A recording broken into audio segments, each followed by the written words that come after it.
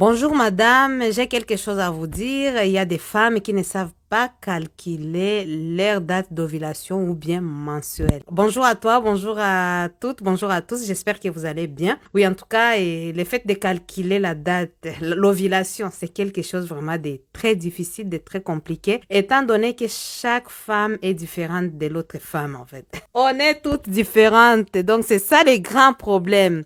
Deuxième problème, c'est qu'il y a des cycles qui sont irréguliers et des cycles qui sont réguliers. Ça aussi, c'est un deuxième problème. Troisième problème, il y a des cycles courts, des cycles longs et des cycles qui sont moyens. Donc, il y a une femme qui peut avoir ses règles 2 fois par mois, tout simplement parce que son cycle a, par exemple, 26 jours. Et après, peut-être qu'elle a eu ses règles les premiers. Après, elle va avoir encore ses règles les 27. Vous voyez un peu. Je ne peux pas expliquer dans une petite vidéo TikTok comment calculer les cycles mensuels. Parce que vraiment, je peux dire que c'est un cours. Mais je peux le faire peut-être dans une vidéo YouTube.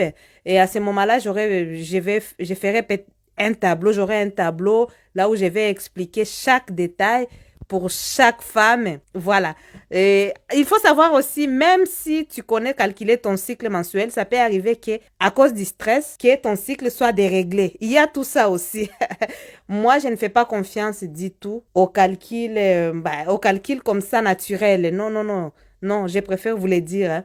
Parce que des fois, il y a plusieurs facteurs qui peuvent modifier ton cycle et tu te retrouves enceinte. Donc, généralement, on a ces règles et après les règles, il faut compter quelques jours hein, pour les personnes qui ont 28 jours, qui font 28 jours, leur cycle est de 28 jours. C'est-à-dire qu'aujourd'hui, tu as eu tes règles, par exemple. Il faut calculer 28 jours jusqu'à la prochaine fois où tu auras encore tes règles. Donc, si l'intervalle là fait 28 jours et que si cet intervalle-là fait 28 jours pendant minimum 6 mois, pendant les 6 mois, c'est que 28 jours.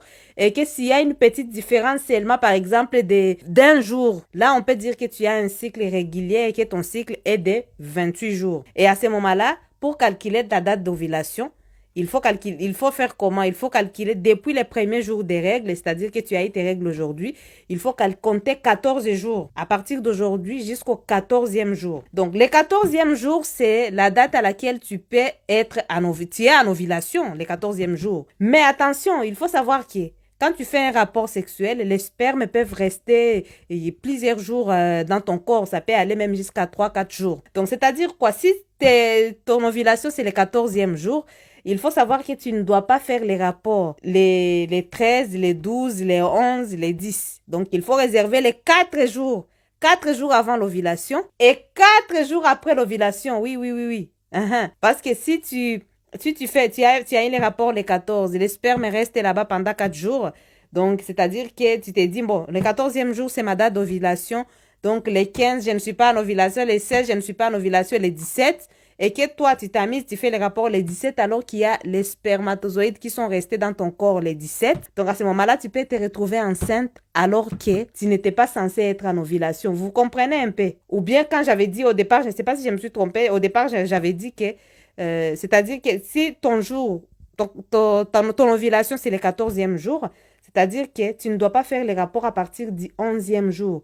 Pourquoi? Parce que si tu fais les rapports le 11e jour, c'est-à-dire que le sperme va rester dans ton corps.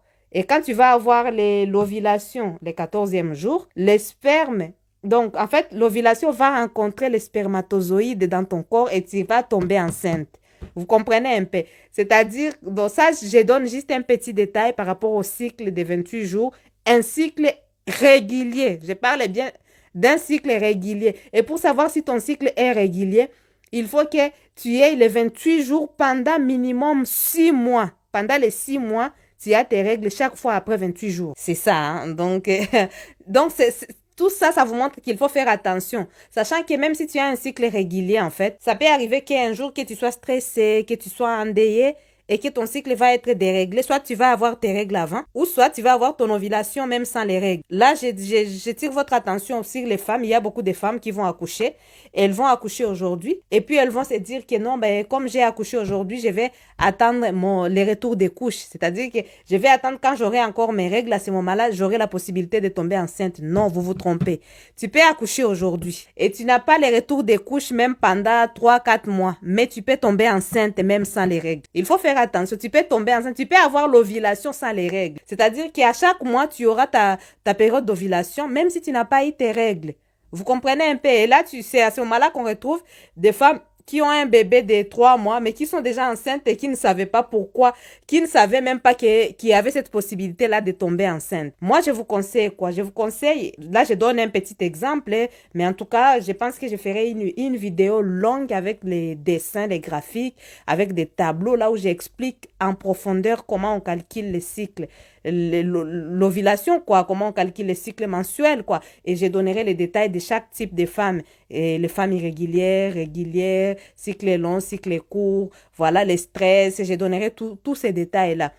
Mais là, moi, ce que je vous conseille, c'est de miser vraiment, vous êtes mariés, il faut miser sur un contraceptif. Donc, ne pas compter simplement sur les calculs là est naturel. Non, ne comptez pas sur ça. Hein? Ça arrive qu'on se trompe par rapport à ça. Soit si ton corps supporte, essayez les stérilets. Si ton corps supporte les stérilets, il n'y a pas de souci, tu peux faire les stérilets. Si ça ne supporte pas, essayez l'implant. Si ça ne supporte pas, essayez les pilules. Les pilules aussi, ça aide. Ça dépend de chaque femme, encore une fois. Parce qu'il y a des choses qui peuvent fonctionner sur la première femme. Et quand la deuxième femme va utiliser les mêmes choses, ça devient compliqué. En fait, c'est avec beaucoup de conséquences. Donc, ça dépend d'une femme à l'autre. Donc, à toi, comment savoir ce qui fonctionne sur toi? Il faut tester et voir 3-4 mois, est-ce que tout va bien? Est-ce que tu n'as pas des maux de tête? Tu calcules tout ça, voilà. Et si jamais, il y a des femmes qui ne supportent pas les contraceptifs, hein, elles sont nombreuses.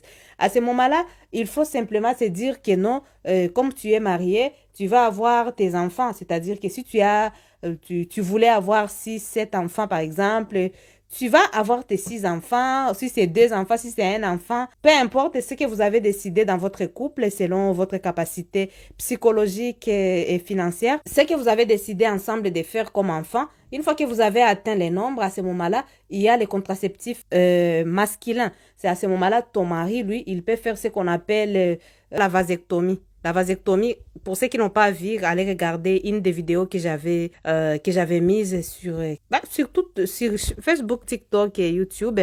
Donc là, ça montre comment on peut faire, on peut faire à ce que les spermatozoïdes ne puissent pas accéder directement au sperme au moment de l'éjaculation de l'homme.